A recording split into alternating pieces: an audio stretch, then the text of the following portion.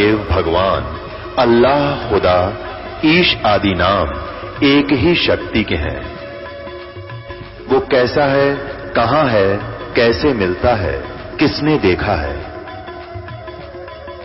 ये प्रश्नवाचक चिन्ह पूर्ण रूप से हटाने के लिए अवश्य सुनिए जगत गुरु तत्वदर्शी संत रामपाल जी महाराज के अमृत वचन, सर्व पवित्र धर्मों के पवित्र शास्त्रों के आधार पर। पुण्यात्माओं, ये बार बार दाव नहीं लगा करता जो आपका दाव लग रहा है। परमात्मा कहते, गरीबदास जी कहते, समझा है तो सिर दर पाओ और भावर नहीं रहे ऐसा दाव। अब ये ध्यान से उन भक्तों के विचार सुनना, आप में दृढ़ता आवेगी और आपको बहुत कुछ परमात्मा का आभास होगा। नमस्कार सर। सर साहब भगत जी। क्या शुभ नाम है जी आप जी का? मेरा भक्त माधव दास नाम है। सर कहाँ से आए आप? मैं लखनऊ में रहता हूँ, लखनऊ से आया हूँ भगत जी। सर क्या काम करते हैं आप? मैं केंद्रीय रिजर्व पुलिस बल में सीआरपीएफ में सिपाही हूँ और अभी लखनऊ में पोस्टिंग गुरुजी की कृपा से आया हूँ। सर परम संत सतगुरु रामपाल जी महाराज से नाम उपदेश लेने से पहले आप कौन सी भक्ति करते थे? परम संत पूर्ण ब्रह्म परमेश्वर कबीर साहब की भक्ति आने से पहले मैं ब्रह्मा जी की भक्ति के अलावा जितने भी और देव हैं सबकी भक्ति करता था। बजरंगबली की खास के तौर पर बहुत ज़्यादा भक्ति करता था और मैं अपने हिंदू धर्म के अनुसार मैं सोचता था कि जो सही विधि है पूजा की उसको अपनाता था। जैसे सपोज के तौर पे मैं जितनी आरतियां भगवान देवताओं की हैं सब मैंने याद कर ली थी और पूजा सही विधि से करता था। जो पंडित लोग हमारे सही तरीके से पूजा नहीं करते थे, जैसे भूमि पूजन, वायु शुद्धि और कौन से भगवान को कौन सा पुष्प चढ़ाना है, उस तरह से मैं सोचता था कहीं कोई त्रुटि ना हो, इस तरह से मैं पूजा करता था। तो उसके बाद पूजा करते करते मुझे नहीं मालूम था क्या लाभ मिल रहा, क्या हानि मिल रही। जो कष्ट भुगता रहता था, शादी वादी हो गई, सब कुछ हो गया। उसके बाद परेशानियां घर में तो एक्चुअली बहुत रहती थी, लेकिन पता नहीं चलता था। यही सुनते थे लोग, पंडित का जी जो बताते थे कि प्रारब्ध के जो दुख हैं उसको आप भोग रहे हो। उसके बाद एक बार हमारे घर में ऐसी प्रॉब्लम आई कि मेरा मन ऐसा हुआ कि अपने सभी भाइयों को काट के फेंक दूं, मार डालूं। मेरा इतना दिमाग ख़राब हो गया। उसके मैंने जो घर बनवाया था अपने खून पसीने की कमाई से, सीआरपीएफ में जो फौजी आदमी का मेहनत का पैसा होता है, जो लगता है अगर सही उसमें जगह न मिले घर में तो बड़ा दुख होता है। मुझे अपने भाइयों के कष्ट की वजह से घर को छोड़ना पड़ा और अपने लखनऊ सिटी में ही किराए पे जाके रहना पड़ा। जब मैं किराए पे रह रहा था, फिर उसके बाद किराए को छोड़ के मैं अपनी ससुराल में आया। वहाँ ससुराल में आने के बाद मुझे ज्ञान गंगा की पुस्तक मिली। उस ज्ञान गंगा की पुस्तक को जब मैंने पढ़ा, मैंने एक बार पढ़ा, 2 बार पढ़ा, 3 बार पढ़ा। चूँकि एक बार पढ़ दे तो मुझे लगा कि ऐसा भी हो सकता है क्या, ये ज्ञान ऐसा सचमुच है क्या, इसलिए मैंने उस किताब को करीब 3 बार पढ़ा। और फिर मेरे अंदर जो मैं बजरंगबली की पूजा पर डे 1 घंटा करता था, उसके बाद मैंने उस बजरंगबली की सिर्फ पूजा मंगलवार को सिर्फ करना जारी रखा और बाकी दिन अब मैंने पूजा करना छोड़ दिया। और मेरे अंदर बस एक ही भावना जगी कि मैं कब वहाँ पर जाऊँ। मुझे ऐसा लगता है कि मैं किसी जन्म में परमात्मा का भक्त था, क्योंकि मैं हमेशा सोचता था कि मुझे कोई गुरु अपनाना है, गुरु करना है, क्योंकि मुझे ये मालूम था कि गुरु के बिना पार नहीं होता। इतना सिर्फ मैं जानता था। मैं हमेशा गुरु की तलाश में भटकता रहता था, लेकिन मेरे कुछ ऐसे प्रश्न थे कि मैं सोचता था कि जब मुझे गुरु वो मिलेंगे, कोई भी गुरु अपनाऊंगा, उनसे मैं ये सवाल, मेरे 7-8 सवाल थे, वो पहले पूछूंगा।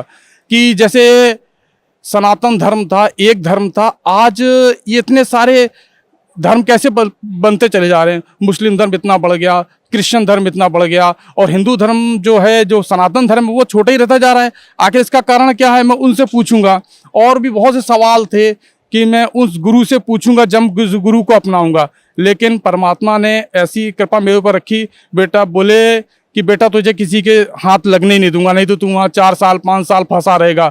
मैं यहाँ आकर देखता हूँ, कोई 20 साल से, कोई 40 साल से अलग अलग जगह फंसा हुआ है। परमात्मा ने ऐसी कृपा मेरे ऊपर रखी है कि मुझे कहीं फंसने नहीं दिया। मैं पहली बार में ही परमात्मा की शरण में आया और जितने मेरे जो सवाल थे, वो सब सवाल मुझे यहाँ उसका जवाब बिना पूछे ही परमात्मा ने मुझे दे दिया। मैं इनकी शरण में आके बहुत ही संतुष्ट हुआ। सर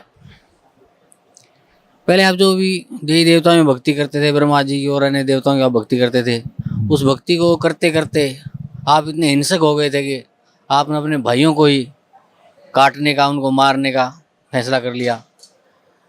फिर आप परम संत सतगुरु रामपाल जी महाराज की शरण में आए। सतगुरु रामपाल जी महाराज से आपने नाम उपदेश लिया। जो भक्ति सतगुरु रामपाल जी महाराज ने आपको दी है, उस भक्ति का आपको क्या लाभ मिला? भक्त जी, मैं आपसे क्या बताऊं, मैं उसका वर्णन करूंगा तो शायद वर्णन भी नहीं कर पाऊंगा। सबसे पहले मैं अपने फौज के सभी साथियों को ये बताना चाहूँगा कि मैं बड़े किस्मत वाला हूँ जो मैं यहाँ आज आकर अपनी बातों को रख पाने का मौका मिल रहा है। सबसे बड़ी मुझे खुशी इस बात की है। और मैं किसी दवा या किसी और चीज़ में आके नहीं बोल रहा हूँ। फौजी आदमी मैं सत्य बोलता है और मैं ही सत्य ही बोल रहा हूँ। आप मेरी सत्यता को सुनिए। जब मैं घर में प्रॉब्लम चल रही थी, मैंने अपने कमांडेंट 173 बटालियन के श्री अनुपम शर्मा साहब को ये सब प्रॉब्लम बताई कि श्रीमान मेरे घर में ऐसी ऐसी प्रॉब्लम है, मुझे भारत के अंदर कहीं भी ट्रांसफ़र ऐसी जगह कर दिए जहां मैं अपने पत्नी और बच्चों को रख सकता हूं। उन्होंने मुझसे वादा किया कि 3 महीने के अंदर आपका ट्रांसफ़र मैं आपके ग्रुप सेंटर के अंदर करा दूंगा। जो हमारी बटालियन होती है उसका एक ग्रुप होता है, उस ग्रुप में करा दूंगा। मैं कहा ठीक है गुरु साहब जी, अगर 3 महीने 5 महीने भी लग जाएंगे तो भी मुझे मेरा भला हो जाएगा, मैं तब तक किराए पर रह लूँगा। उसके बाद 3 महीने क्या, उनके करीब 10 महीने हो गए थे। उन्होंने बोला था मैं डिसमिस चला जाऊँगा। अगर अनुपम शर्मा साहब सुन रहे हैं तो वो सुन लें। उन्होंने बोला था मैं तेरा ट्रांसफ़र 3 महीने में करा दूंगा, नहीं तो मैं डिसमिस चला जाऊंगा। 10 महीने हो गए थे, कहीं मेरा ट्रांसफ़र नहीं हुआ था। उसके बाद जब मुझे परमात्मा की शरण मिली, मैं यहाँ पर आया, मैंने परमात्मा से अरदास की, परमात्मा मैं घर से इतना दुखी हूँ। उन्होंने बोला मैंने प्रार्थना की, मुझे ऐसी जगह दे दीजिए, मुझे लखनऊ अगर पोस्टिंग मिल जाए मेरे घर के नज़दीक तो मैं अपना घर भी बनवा लूँगा, मुझे ऐसी हो जाए कृपा। तो मैंने जब भक्ति शुरू की, 2.5 महीने के अंदर मुझे यहाँ पोस्टिंग हो गया। पोस्टिंग की प्रक्रिया ये रही, मैं यहाँ से मेरा एक दोस्त, जब मैं पहली बार यहाँ आया तो दिल्ली में मेरा एक दोस्त मुझे मिल गया। मैं उससे 2 महीने तक करीब ऐसे बात करता रहा। जब मैं यहाँ जो भक्ति करता था उसका असर जब मेरे ऊपर शुरू हुआ, करीब 2 महीने जब भक्ति करेंगे तब उसका असर आपको वो दिखाई देने लगेगा। 2.5 महीने हो गए तो उस दोस्त ने मुझे फ़ोन किया कि माधव सिंह तुम डीजी साहब से बात क्यों नहीं कर ले? तो तब मैंने उससे कहा कि हमारे कमांडेंट साहब बोलते हैं कि पहले कंट्रोल रूम में फ़ोन करो, उसके बाद मुझसे बात करना। तो उससे बड़े डीआईजी होते हैं, डीआईजी को फिर डायरेक्ट कैसे बात करूंगा मैं? उससे बड़े आईजी होते हैं, आईजी से बात नहीं कर सकता हूँ। और डीजी होते हैं सबसे बड़े, उनसे तो फ़ोन पर किसी हालत में आप बात ही नहीं कर सकते हैं, वो भी डायरेक्ट मोबाइल पर कभी नहीं कर सकते हैं। तो हो सकता है नौकरी भी चली जाए हमारी। लेकिन पता उस जब लड़के ने बोला तो परमात्मा की कृपा थी, ऐसी थी। मैंने वो नंबर फीड किया और मोबाइल से डीजी के विजय कुमार साहब जो थे हमारे सीआरपीएफ के, उनको मैंने बात की। मैंने उनसे जो प्रॉब्लम थी उसको एक कागज़ में नोट किया था, उस सबको बताया कि बताएंगे तभी वो समझेंगे। तो हमारे ये फोर्स का नियम है कि पहले आप अपना नंबर बताइए, नाम बताइए, कहाँ से बोल रहे हैं ये बताइए, वो प्रॉब्लम बताइए, उसके बाद सुनेंगे। मैंने जैसे उनको फ़ोन मिलाया, मैं कहा श्रीमान नंबर इतना इतना इतना और नाम अपना बताया, माधव सिंह यादव, इतना ही बताया था। उधर से सिर्फ मुझे 4 शब्द सुनाई दिए। जैसे वो मुझे 4 शब्द सुनाई दिए, मैं समझ गया कि परमात्मा की कृपा हो रही है। मेरा सिर घूम गया।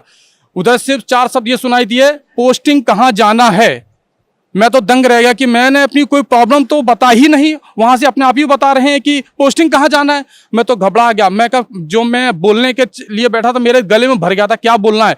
तो मैं घबरा गया। मैं बोला सर जीसी लखनऊ जाना है। बोले बहुत मुश्किल हो जाएगा। उसके दूसरे दिन ही मेरे पास सिर्फ फ़ोन आया उनके पीएसओ का, बोला आप ये एप्लीकेशन फैक्स की थी। मैंने एप्लीकेशन फैक्स की और 10-15 दिन के अंदर ही मेरा लखनऊ पोस्टिंग का नंबर आ गया। और उसके पहले जो हमारे कमांडेंट श्री अनुपम शर्मा साहब ने पोस्टिंग के लिए दे रखा था, 3 महीने के लिए वादा किया, 10 महीने हो गए थे, तो वो तो अभी तक नहीं आया था। जब परमात्मा का ये पोस्टिंग का आ गया तो उसके बाद वहाँ से भी आ गया बिलासपुर के लिए भी। तो जैसे गीता ज्ञान दाता जब अर्जुन से कहते हैं कि अर्जुन तेरे दोनों हाथों में लड्डू हैं, अगर मरेगा तो स्वर्ग को जाएगा और अगर जिएगा तो पूरी पृथ्वी को राज भोगेगा, तेरे दोनों हाथ में लड्डू हैं। हालांकि उनके हाथ में दोनों लड्डू नहीं थे, लेकिन परमात्मा ने मेरे दोनों हाथों में लड्डू रख दिए। बोले बेटा बोल घर के नजदीक रहेगा कि घर के दूर रहेगा।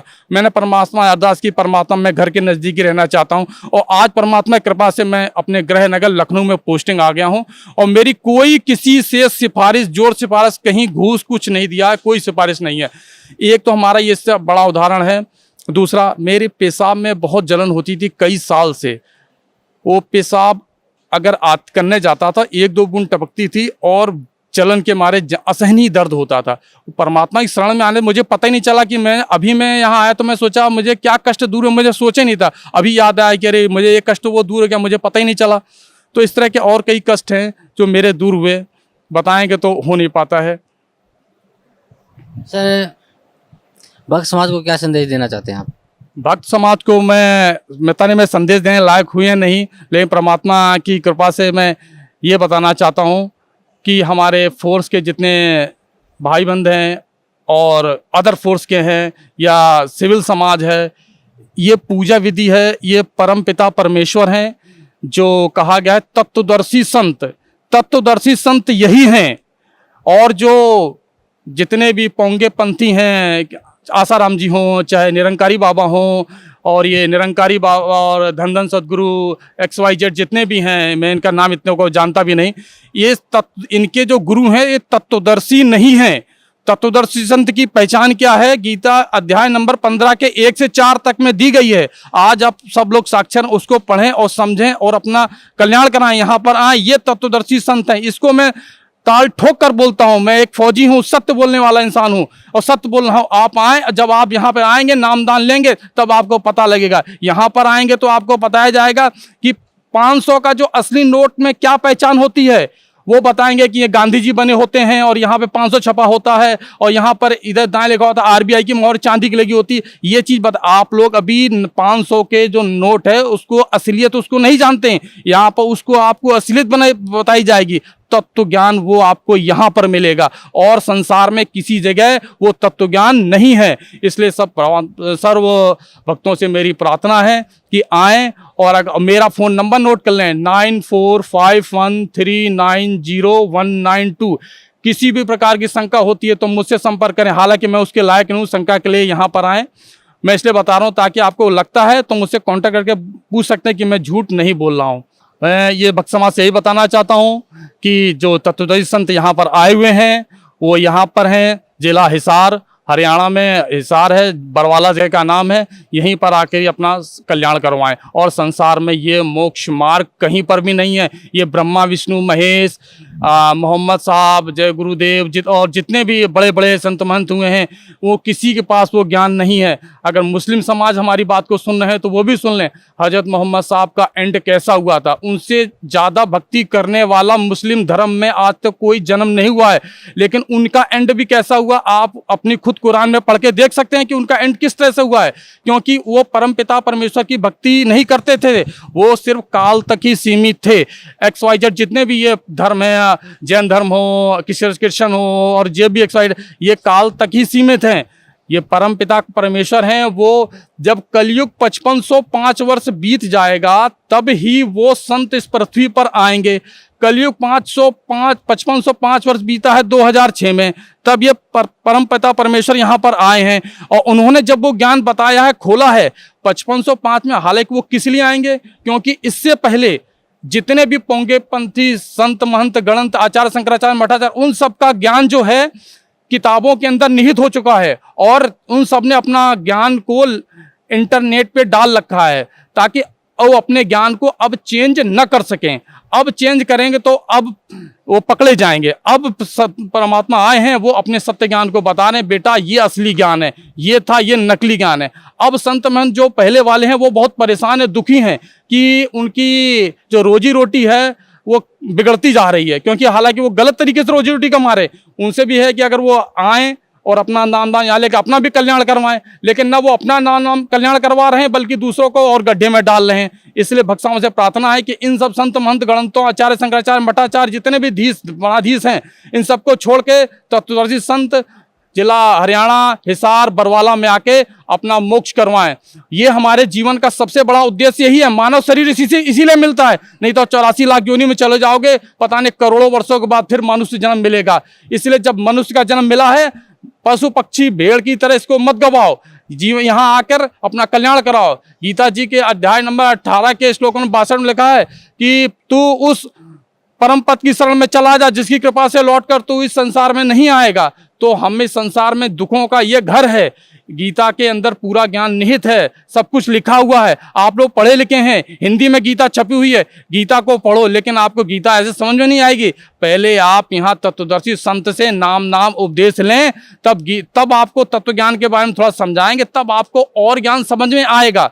गीता में क्या लिखा है तब समझ में आएगा। इसलिए भक्तों से मेरी पुनः प्रार्थना है, अंतिम निवेदन है कि आप जिला हिसार हरियाणा में बरवाला में आएँ और परम संत पूर्ण ब्रह्म परमात्मा परमेश्वर संत रामपाल जी महाराज से उपदेश लें और अपना नाम दाम कल्याण करवाएं। धन्यवाद आपका, बहुत बहुत धन्यवाद। नमस्कार सर। नमस्कार सर। क्या शुभ नाम है जी आप जी का? मेरा नाम गणपत दास है। सर कहाँ से आए आप? मैं ग्राम हरंदिया, पोस्ट गौरुआ, जिला भोजपुर, बिहार का रहने वाला हूँ। ऐसे मैं दिल्ली में रहता हूँ। सर परम संत सतगुरु रामपाल जी महाराज की शरण में आने से पहले आप कौन सी भक्ति करते थे? श्री रामचंद्र जी के बारे में बहुत सारा पढ़ रहा था और शोध भी कर रहा था, और बर्मा विष्णु महेश का भी मैं पूजा कर रहा था, और विशेष करके मैं शंकर भगवान को बहुत जल उल चढ़ाया करता था। हमेशा सावन के महीने में सोमवार उमार जितने मंगल व्रत वगैरह, जितने हनुमान जी के भी शनिवार के दिन और मंगलवार के दिन मैं 15 बरस की उम्र से मैं करना स्टार्ट कर दिया था। और मैं श्री रामचंद्र जी के धनुषधारी के मैं भक्ति करता था। तो सर जो ये भक्ति आप करते थे इन देवी देवताओं की, ब्रह्मा विष्णु महेश की, शिव जी की, इस भक्ति से आपको क्या लाभ मिलता था? इस भक्ति से हमको कुछ लाभ नहीं हुआ, और ऐसे केवल बस कथा कहानी सुनते थे, पढ़ते थे, लेकिन मेरा दिल नहीं मानता था कि ये इसमें कुछ मेरे भक्त मन नहीं लगता था। मेरे को दिल नहीं मानता था कि ये इष्ट लोग हैं। बर्मा विष्णु महेश मैं नहीं मानता कि ये इष्ट लोग हैं, और इनके भक्ति से मुझे कुछ लाभ नहीं हो रहा था। सर फिर आप परम संत सतगुरु रामपाल जी महाराज की शरण में कैसे आए? मेरा भाई एक फौज में है, वे पहले शिरडी के साईं बाबा के भक्त थे, फिर पुरपर्ती के साईं सतसाई के भक्ति करते थे। फिर उसने बताया 2011 में कि भैया एक हरियाणा में बरवाला में सतगुरु रामपाल जी महाराज आए, वो तत्वदर्शी संत है, वे परम संत हैं, और उन्हीं के बारे में बताया। फिर मार्च में 2012 में मेरे को टेलीफोन करके बोला कि भैया आप रोज़ साधना चैनल देखो, आप तो सब गीता शास्त्र सब, मैं वेद शास्त्र वगैरह मैं पढ़ते रहता था, बहुत सारा किताब वगैरह, मेरे काफ़ी रुचि था अध्यात्म में, मैं बहुत स्पिरिचुअल स्टडी करता था, मैं बहुत बुक वगैरह पढ़ता था। लेकिन जिस दिन मैंने टीवी ऑन करके देखा साधना चैनल, उसमें रामपाल जी महाराज, तत्वदर्शी रामपाल जी महाराज को जब मैं पढ़ा, उनका ज्ञान सुना, उसके बाद कापी किताब ले करके मैं बैठ गया और समूचा गीता का श्लोक को लिखने लगा। उसमें जितने भी श्लोक बोले थे गुरुजी, उसके जितने भी अर्थ कर रहे थे वो 100% सत्य था। और मैं देख करके सुन करके तो मैं बड़ा चकित हुआ कि इस तरह के अभी जगत में कोई भी तत्वदर्शी संत नहीं है, और इस तरह के गीता जी का कोई भी हिंदी अनुवाद करने वाला कोई नहीं है, और जितने भी कर रहे हैं सरल ढंग से कर रहे हैं, और उसमें जितने भी ज्ञान था एकदम सत्य था।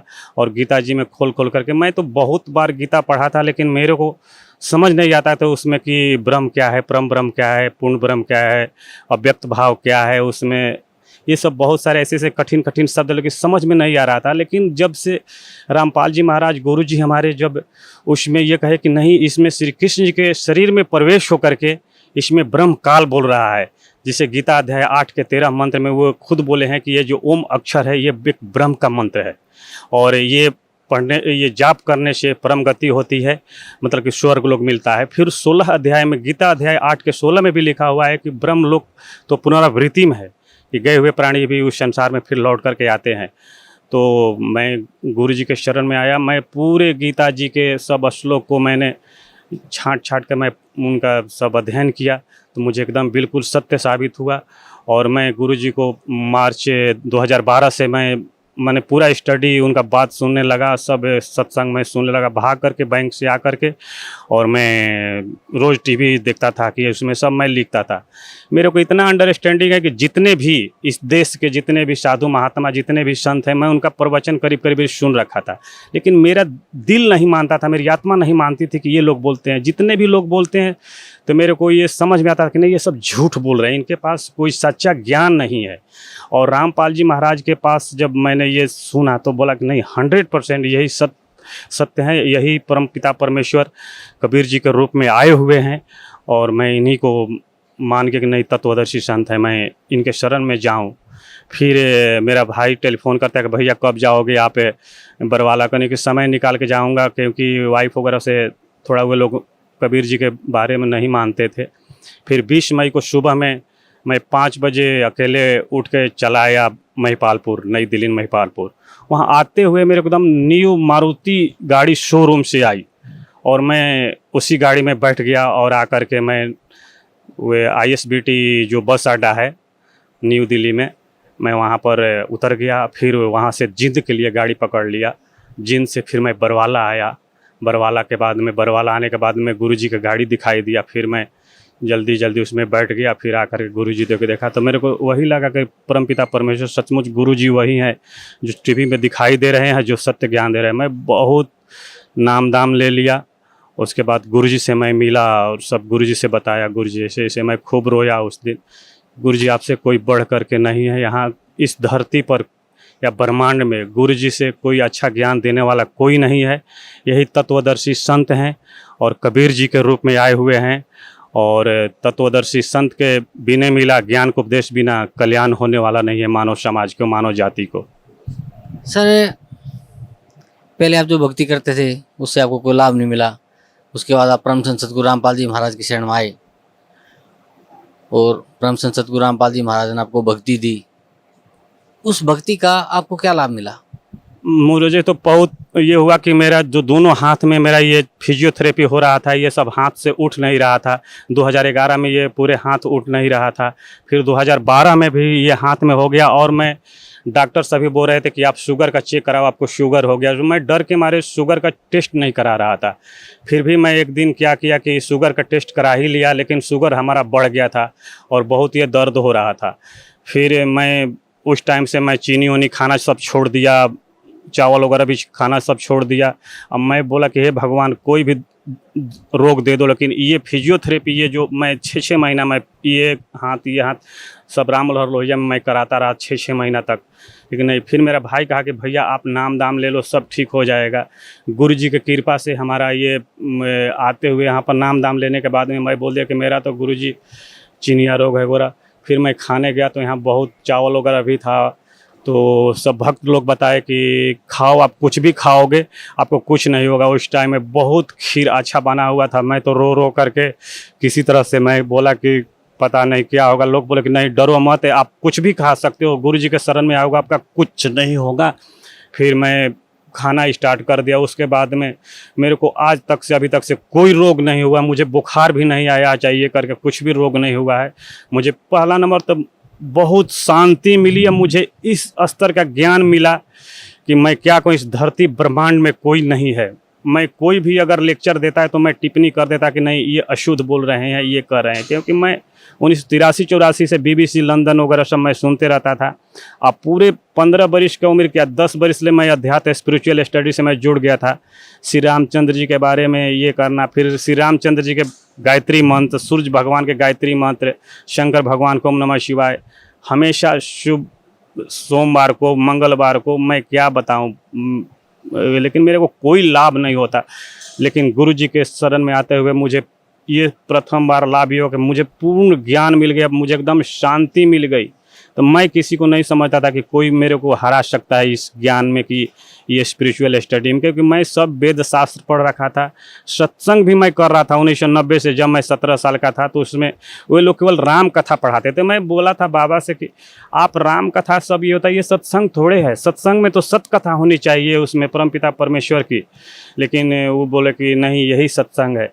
एक दिन की बात है कि 2000 की बात है कि मैं कबीर भवन एक है महिपालपुर में, वहाँ से मैं गुजर रहा था। कबीर बाणी को मैं शुरू से 4थे क्लास 5वां क्लास ले पढ़ रहा था। फिर ग्रेजुएशन करते हुए मैं सोचा कि कबीर साहब इतने बढ़िया बाणी बोलते हैं, लोग उनको धानक कहते हैं। तो मुझे बड़ा दुख होता था कि कबीर साहब को धानक, मेरे तो बड़ा गुस्सा आती थी कि ये कितना पवित्र ज्ञान है, कितना अच्छा बाणी बोल रहे हैं। फिर मेरे को महिपालपुर में पता नहीं गुरु जी मिले या कौन मिला, उसने बोला कि गुरु गोरखनाथ जी तो त्रिशूल पर अपने बैठ गए थे ज्ञान के लिए। वहाँ पर कबीर साहब ने ऐसे करके अपना धागा ऊपर फेंका और 64 फीट पर बैठ गए। मैं उसी दिन से मैं जब ये ज्ञान सुना या गुरु जी के पता नहीं आकाशवाणी हुई किया मुझे ज्ञान मिला, उसी दिन से दिल में मान लिया कि परम पिता परमेश्वर अगर कोई है, अगर इष्ट देव है तो कबीर जी हैं। और मैं कबीर जी के ज्ञान के लिए भटकते रहा। लेकिन ये संजोग ही है कि मेरा भाई ने बता दिया और मेरे साथ जो पहले हाथ वगैरह फिजियोथेरेपी हुआ, मैं टीवी के माध्यम से सब देख करके मुझे आत्मा में शांति के कबीर शाह मुल गया। आज मैं पूरे एकदम दिल में एकदम शांति है, पवित्रता एकदम शांति है कि ना मैं कबीर जी के शरण में हूँ। और मेरी वाइफ वगैरह भी सब, बच्चे उच्चे भी सब नाम ले लिए हैं, भाई भी नाम ले लिया है। और घर में बड़ा विरोध हो रहा था और फिर भी मैं कहा कि नहीं, परमपिता परमेश्वर हैं तो कबीर जी हैं और तत्वदर्शी संत श्री रामपाल जी आए हुए हैं और बिना सतगुरु के कोई पार नहीं हो सकता है। जो मंत्र है ना, जो गीता अध्याय 17 के 13 में बताया गया, ओम तत् सत्य, ओम तो खुला हुआ है, तत् और सत्य सांकेतिक है जो लिखा हुआ है। हम गुरु बाणी भी पढ़ते थे गुरु नानक जी के, सब मैं कहाँ नहीं गया, मंदिर मस्जिद ग्वारे शंकर भगवान के जितने भी मंदिर हैं दिल्ली से लेकर के पूरे बिहार के जितने भी बड़े, मैं जगन्नाथपुरी में 8 दिन रहा हूँ, वहाँ भी मैंने वहाँ गाय के घी चढ़ाया वगैरह करके, लेकिन उतना नहीं था। लेकिन मैं बड़ा रोता था, लेकिन शांति कहीं नहीं मिलती, ज्ञान नाम की चीज़ कहीं नहीं था जो कि बरवाला आश्रम में है। यहाँ पर जो गुरु जी पढ़ा रहे हैं, वेद दिखा रहे हैं, गीता जी पढ़ा रहे हैं, इतने स्पष्ट और सरल ढंग से हिंदी में अनुवाद कर देते हैं कि क्या कोई करेगा, उतना तो कोई विद्वान भी नहीं कर सकता, परमपिता परमेश्वर ही कर सकते हैं और दूसरा कोई नहीं कर सकता है। सर पहले जो भी आप भक्ति करते थे तीनों देवताओं की, उससे आपको कोई लाभ नहीं मिला, फिर आपको परम संत सतगुरु रामपाल जी महाराज की शरण प्राप्त हुई, उन्होंने आपको नाम उपदेश दिया, तो पहला तो आप बता रहे हैं कि आपको जो मन की शांति मिली, फिर आपको परमात्मा प्राप्ति का वो मार्ग मिला, आपको पता चला कि इष्ट देव कबीर जी ही हैं। सर फिर आपका जो रोग था, दोनों हाथ आपके काम नहीं करते थे, आपका वो ठीक हुआ और वो मुक्ति का मार्ग परम संत सतगुरु रामपाल जी महाराज ने आपको दिया। तो सर भक्त समाज को क्या संदेश देना चाहते हैं आप? भक्त समाज को यही संदेश देना होगा कि जितना जल्दी से जल्दी हो सके, ये समय जो है नष्ट हो रहा है, आप जितना से जितना भी जल्दी हो सके सतगुरु रामपाल महाराज से आकर के नाम दीक्षा लीजिए। बरवाला आश्रम जो हिसार में है, हिसार के नज़दीक में है, हरियाणा में, और अपना कल्याण कराइए। दूसरे को सुनने से नहीं है, आप खुलेआम देख रहे हैं कि वेद में सब लिखा हुआ है कि परम पिता परमेश्वर कबीर हैं, कबीर मनीषी हैं। यजुर्वेद अध्याय 40 के मंत्र नंबर 8 में लिखा हुआ है, यजुर्वेद अध्याय 5 के 32 मंत्र में स्पष्ट लिखा हो, तो बंदी छोड़वाई है। सब ऋग्वेद मंडल में, सब में जो गीता जी में लिखा हुआ है, इतने जितने भी ये वेद को और अनुवाद किए हैं ये स्वामी दयानंद सरस्वती, ये सब कबीर देव को सर्वज्ञ कहते हैं। बताइए कोई गाय को भैंस कह सकता है? नहीं कह सकता है ना। लेकिन ये सब झूठी हैं, इनको मान बढ़ाई है, सब नकली, सब ये ब्राह्मण लोग ये सब देश को बर्बाद कर दिए, भूत पूजा पुजवा कर सबको नष्ट कर दिए समाज में। ये बड़ा मेरे को बुरा लगता है। मैं समाज से कहूँगा कि जितना जल्दी हो सके, जितना से जल्दी हो सके श्री रामपाल जी महाराज के पास शरण में आइए और अपना नाम दाम लेकर के कल्याण करवाइए। और मैं अब क्या बताऊँ इनको, जल्दी जितना से जल्दी हो सके परमपिता परमेश्वर शरण में आइए और अपना कल्याण कराइए, इसी में सबका कल्याण है। सत्साई जी, धन्यवाद आपका बहुत बहुत sir, thank you so much. Satgurudev की जय। बंदी छोड़ कबीर परमेश्वर जी की जय। बंदी छोड़ गरीबदास जी महाराज जी की जय। स्वामी रामदेवानंद जी गुरु महाराज जी की जय।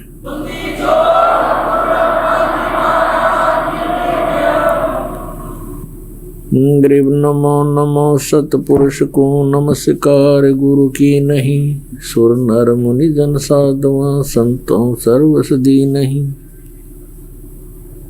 सतगुरु साहेब संत सब डंडो तुम प्रणाम। आगे पीछे मज हुए तिनको जा कुर्बान।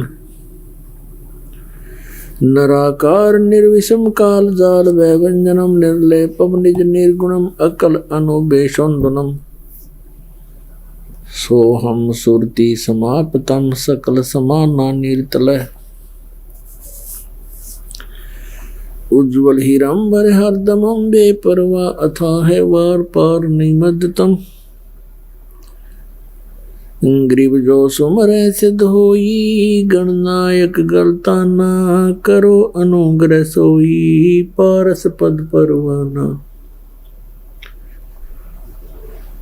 आदि गणेश मनाऊं गणनायक देवन देवा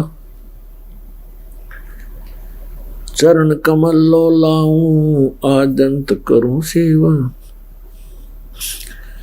परम शक्ति संगीतम रिद्धि सिद्धि दाता सोई अवगत गुण अतीतम सत्य पुरुष निर्मोही जगदम्बा जगदीशम मंगल रूप मुरारी तन मन अर्पू सीसम भक्ति मुक्ति भंडारी सुर नर मुनि जन जावे ब्रह्मा विष्णु महेशा शेष सहस मुख गावे पूजे आद गणेशा इंद्र कुबेर सरीखा वरुण धर्म राजावे समर्थ जीवन जी का मन इच्छा फल पावे 33 कोटि अधारा जावे शेष 88 उतर बहुदल पारा कट है यम की फांसी 33 कोटि अधारा जावे शेष 88 उतर बहुदल पारा कट है यम की फांसी।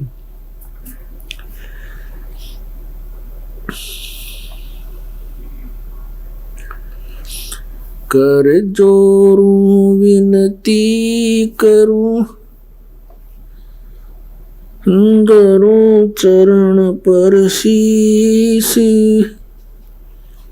गुरु जी राम देवानंद जी महाराज ने दियो नाम बख्शीश कोटि कोटि सिजदा करूं कोटि कोटि प्रणाम चरण कमल में राखियो मैं बंदी जा मैं गुलाम कुत्ता हूँ गुरुदेव का रामपाल दास का नाम गले प्रेम की जेवड़ी जा खेचो वहाँ जाऊं तो करो तो बावड़ू दूर दूर करो तो जाऊं जो राखो त्यों ही रहूं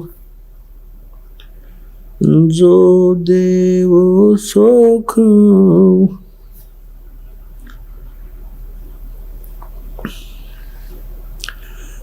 जय इब के सतगुरु मिले सब दुख आँखों रोय चरणों ऊपर शीश धरूं कहूँ जो कहनी हो कबीर साईं मिलेंगे पूछेंगे कुशलात आदि अंत की सब कहूँ अपने दिल की बात गुरु जी तुम ना भूलियो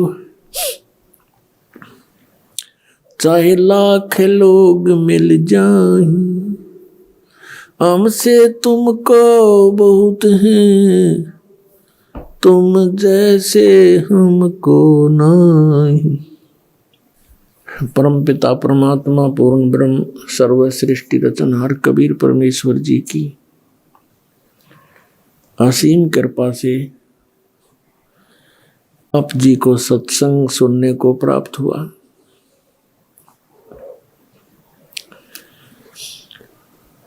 परमात्मा वो पूर्ण ब्रह्म सर्व सृष्टि रचनहार हम सभी आत्माओं के पिता हैं, वही हमारी माता है। तुम्हें माता से पिता तुम्हें तुमेव बंधु च सखा तुमेव, ये वही परमेश्वर है जिसमें ये सब गुण विद्यमान है। हमारा सच्चा साथी, हमारी माता और पिता यही है। इसी कारण से वो परमेश्वर हमारे लिए यहाँ इस काल के लोक में आता है, और काल हमें अधिक से अधिक कष्ट दे रहा है परमात्मा को सताने के लिए, क्योंकि हम उनकी संतान हैं। किसी की संतान दुखी होती है तो माता पिता भी साथ दुखी हुआ करते हैं, वो साथ दुखी होते हैं माता पिता। इसी उद्देश्य से परमात्मा यहाँ आते हैं और हमें इस काल के इस सुनियोजित षड्यंत्र से परिचित कराते हैं। उसके लिए हमारे को तत्व ज्ञान प्रदान करते हैं, जिसको सूक्ष्म वेद बोलते हैं।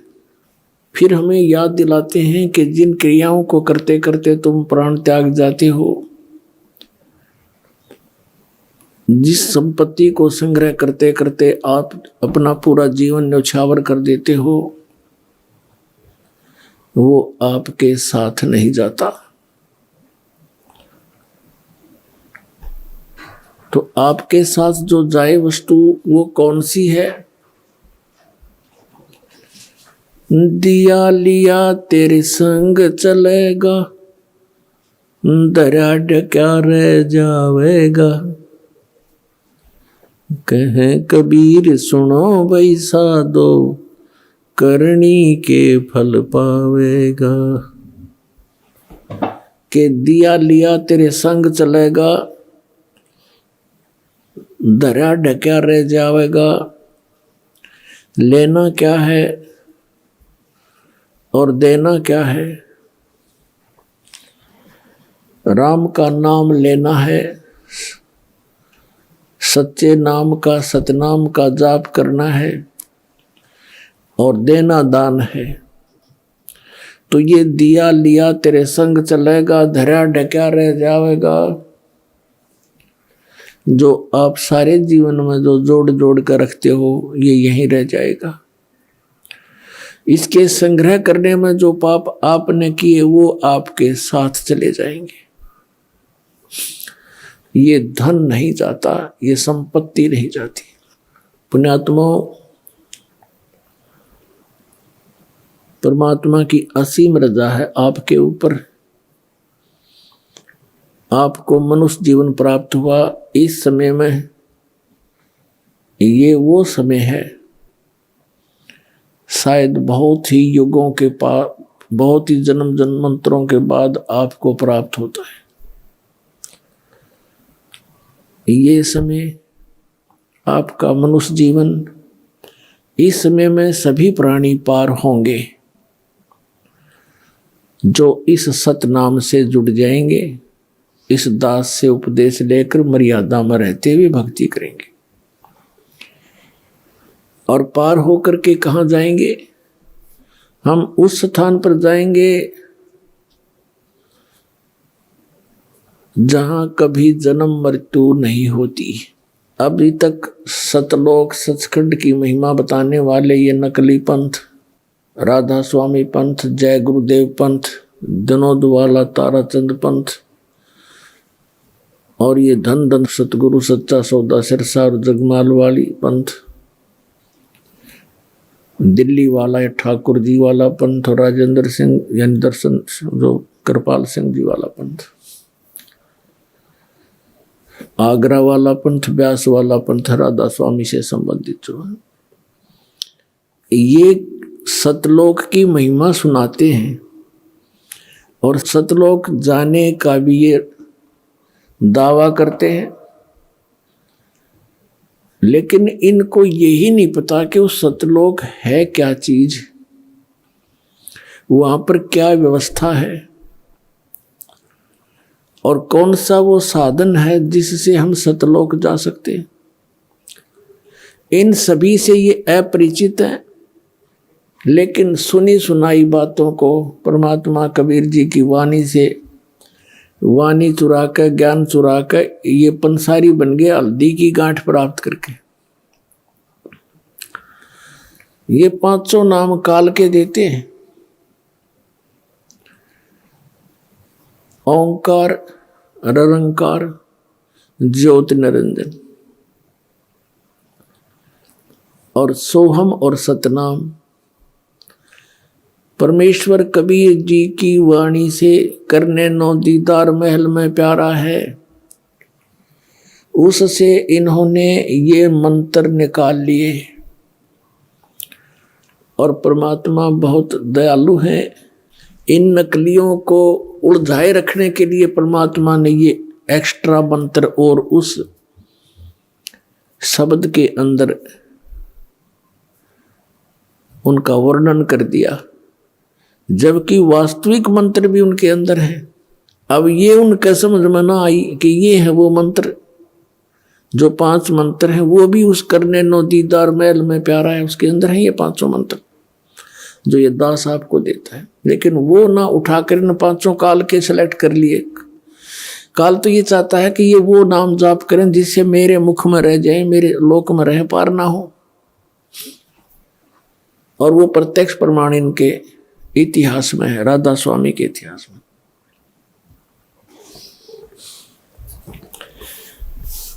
अपने आत्मा मोक्ष होगा नाम से और पूरे गुरु से प्राप्त करके। नकली गुरुओं से भी नाम लिया हुआ काम नहीं करा जाए। जो सही नाम भी अगर कोई डुप्लीकेट संत अनअधिकारी इसका नाम जाप देता है, उपदेश देता है, तो यूजलेस है वो। इस 21 ब्रह्मांड में इस सतनाम का दान करने का इस दास के अतिरिक्त वर्तमान में किसी को आदेश नहीं है। और सार नाम की तो इनको बनक भी को नहीं, सपने में भी ना इनको पता। तो कहने का भाव है, परमात्मा ने कहा था कि सोहम शब्द हम जग में लाए और सार शब्द हमने गुप्त छिपाया। नामा छिपा ओम तारी, पीछे सोहम भेद बिचारी, सार शब्द पाया ददलोई, आवागमन बहुड़ नहीं होई। आदरणीय नामदेव जी ये छिपी जाति के अंदर बड़े महान आत्मा हुए हैं। ये पहले ओम नाम का जाप करते थे। ओम नाम के जाप से और पूर्व संस्कारों से इन्होंने मृतक गऊ को भी जिंदा कर दिया था। पत्थर की मूर्ति, ठाकुर जी की मूर्ति को दूध पिला दिया था। लेकिन मोक्ष नहीं होना था। वो दयालु परमात्मा पूर्ण ब्रह्म सत्य पुरुष कबीर साहब उनको मिले, फिर उनको सोहम मंत्र का भेद बताया कि केवल ओम नाम से बात बने नहीं भगत।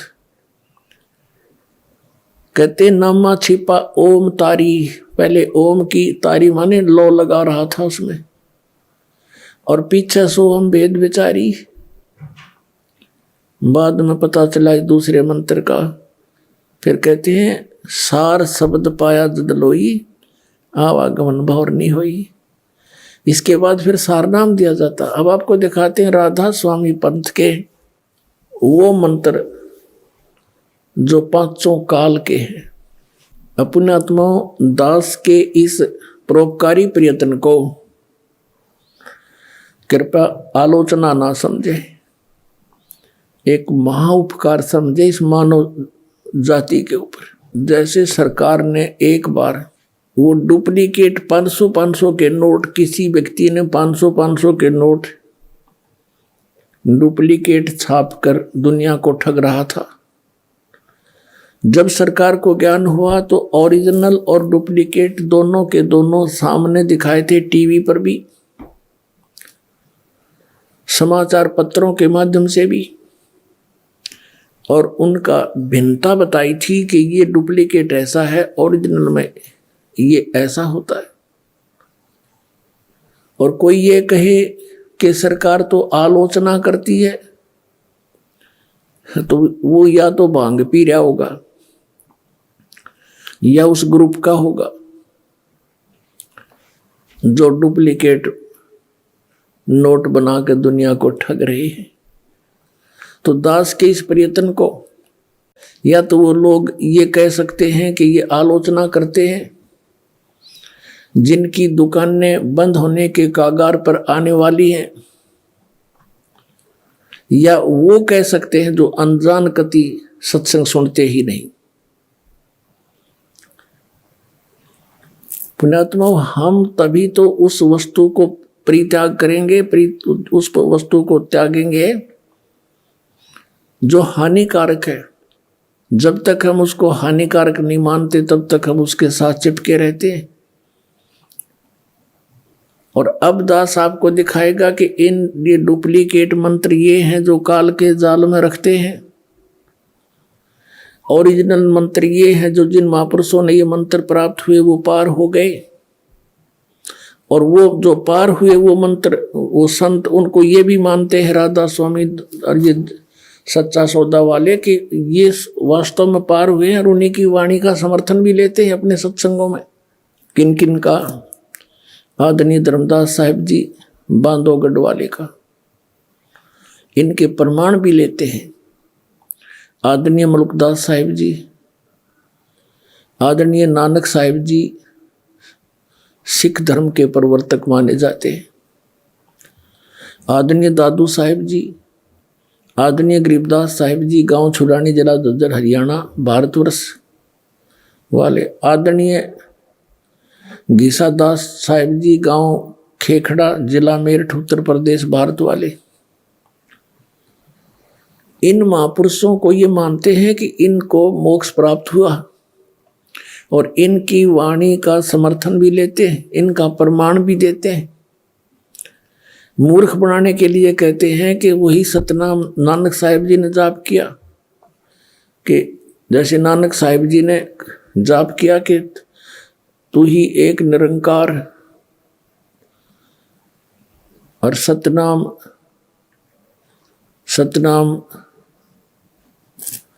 कहते ये जाप किया, सतनाम और एक तू ही निरंकार, ये उनका सतनाम था।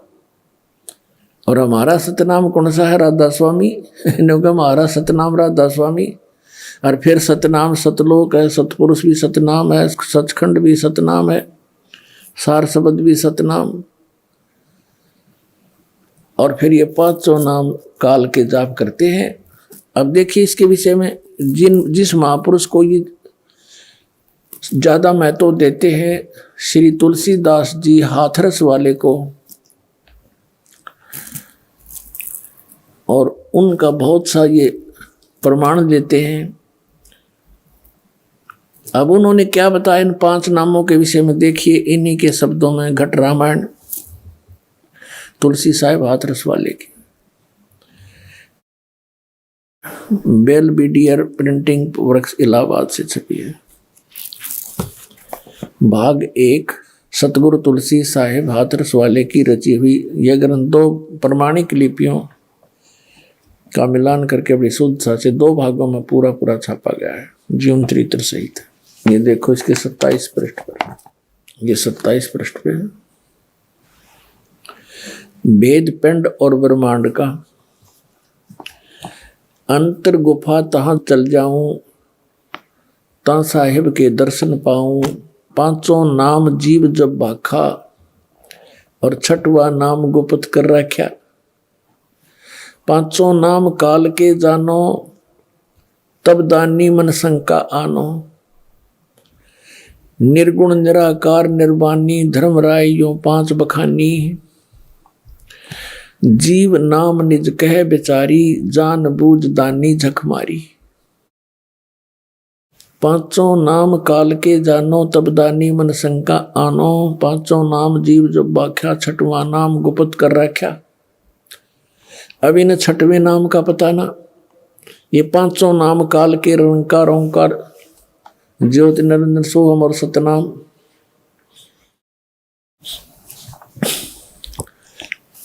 अब यहां देखो, दानी सुन विधि बात हमारी, हम चल जाऊं पुरुष दरबारी। सुरत नृत ले लोक सिधाऊं, आदि नाम ले काल गिराऊं, सत नाम ले जीव उभारी, अस चल जाऊं पुरुष दरबारी। ओहो, अब ये सतनाम और यो आदि नाम, इससे मोक्ष होगा।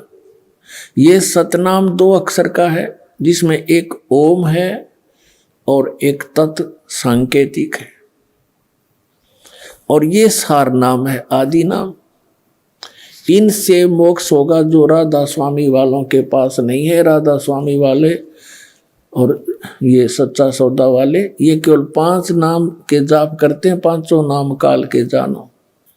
अपने आत्माओं, ये सच्चा सौदा सिरसा जो है, ये भी श्री शिवदयाल जी के विचारों से ही अलग हुआ है। वही जो कि तुम विचार इनके अंदर हैं। श्री शिवदयाल जी से श्री जयमल सिंह जी ने उपदेश प्राप्त हुआ। उन्होंने स्वयंभू संत बनकर व्यास के अंदर श्री शिवदयाल जी की मृत्यु के 11 वर्ष के बाद स्वयं ही नाम देना प्रारंभ कर दिया। व्यास नदी के किनारे डेरा स्थापित कर लिया। उनके उत्तराधिकारी हुए हैं श्री सावन सिंह जी। श्री सावन सिंह जी का शिष्य थे बेलोचिस्तानी शाह मस्ताना, अर्थात श्री खेमामल जी, जिन्होंने सच्चा सौदा सिरसा बेगू रोड पर डेरा स्थापित कर दिया।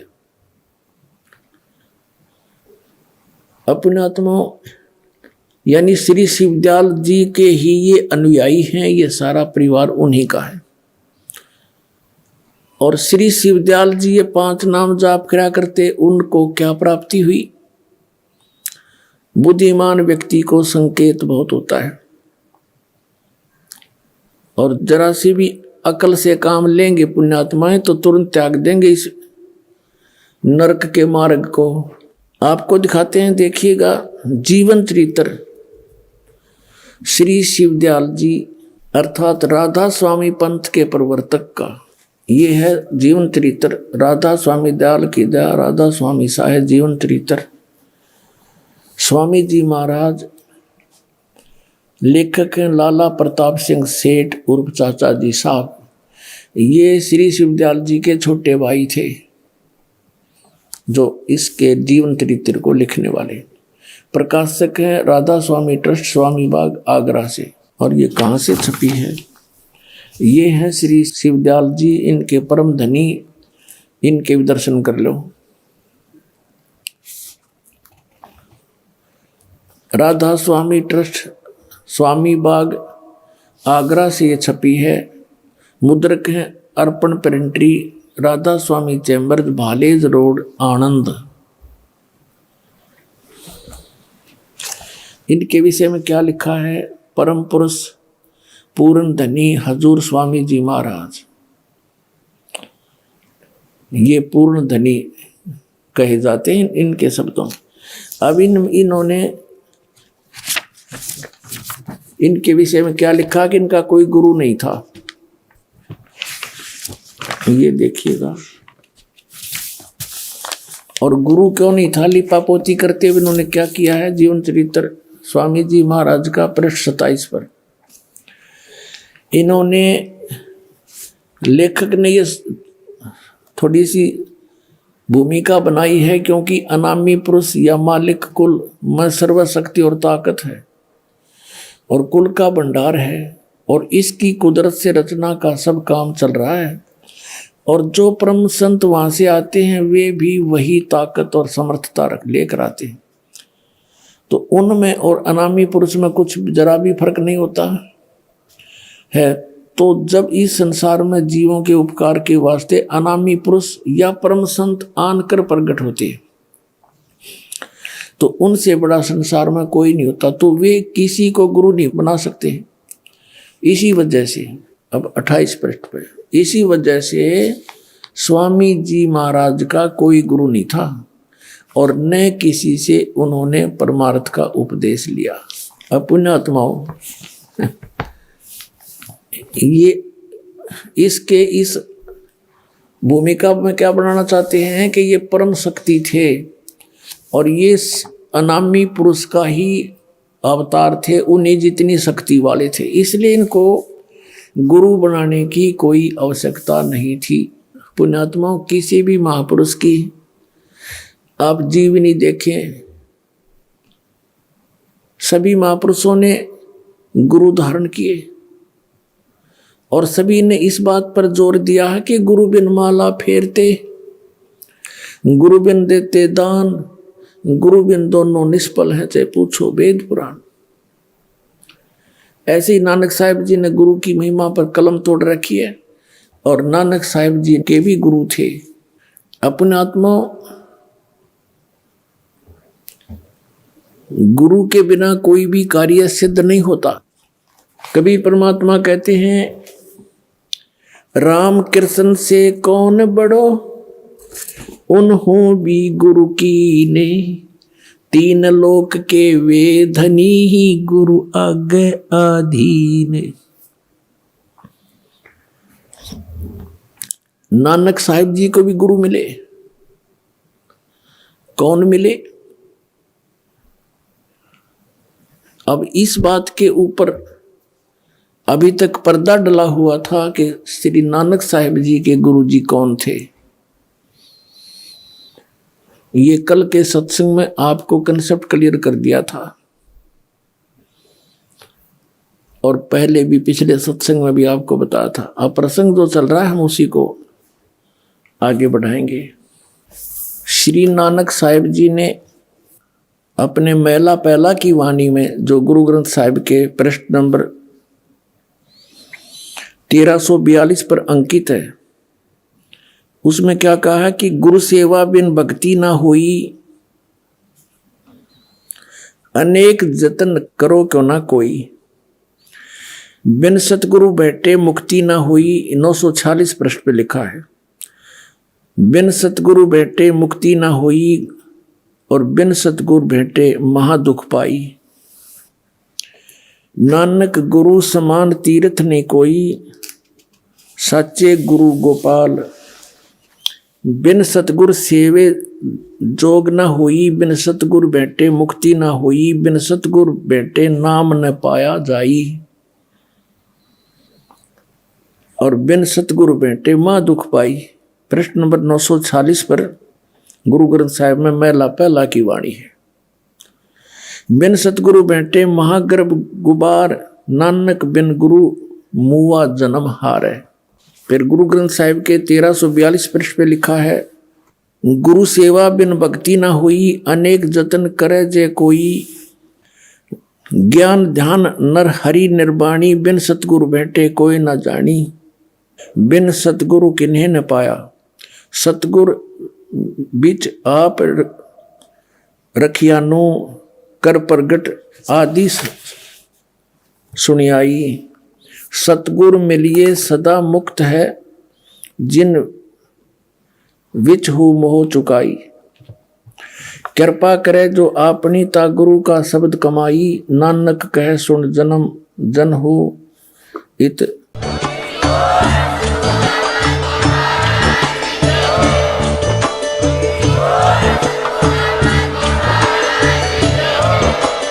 आप सुन रहे थे जगत गुरु तत्वदर्शी संत रामपाल जी महाराज जी के मंगल प्रवचन। अधिक जानकारी के लिए विजिट कीजिए हमारी वेबसाइट www.jagatgururampalji.org। संत रामपाल जी महाराज जी के शुभ आशीर्वाद से पूरे विश्व भर में 500 से भी ज्यादा नाम दीक्षा केंद्र हैं, जिन पर संत रामपाल जी महाराज जी द्वारा ऑनलाइन निशुल्क नाम दीक्षा दी जा रही है। अपने नजदीकी नाम दीक्षा केंद्र का पता करने के लिए संपर्क करें 8222880541।